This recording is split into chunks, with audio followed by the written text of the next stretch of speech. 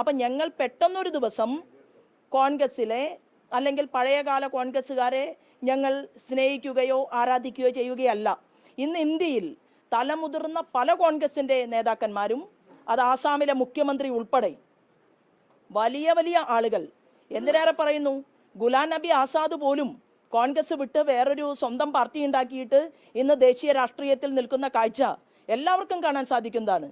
ആകെയുള്ള ഒരു അഭ്യർത്ഥന എന്ന് പറയുന്നത്, ഇപ്പോൾ നടന്നുകൊണ്ടിരിക്കുന്ന ഇന്ത്യൻ നാഷണൽ കോൺഗ്രസ് എന്ന് പറയുന്ന പ്രസ്ഥാനത്തിനകത്ത് ഇന്ന് നടന്നുകൊണ്ടിരിക്കുന്നത് കുടുംബാധിപത്യ വ്യവസ്ഥിതിയോട് പ്രേമമുള്ള, സ്നേഹമുള്ള, ആദരവുള്ള, ആ കുടുംബത്തെ നെറുകിലേറ്റിയിട്ടുള്ള, തലയിലേറ്റിയിട്ടുള്ള മുഴുവൻ ആളുകൾക്കും അംഗീകാരം കിട്ടുകയും കൂടുതൽ അംഗീകാരം കിട്ടുകയും, എന്നാൽ ഞാനൊക്കെ ബഹുമാനിക്കുന്ന ഒരു ലീഡറാണ് VM സുധീരൻ.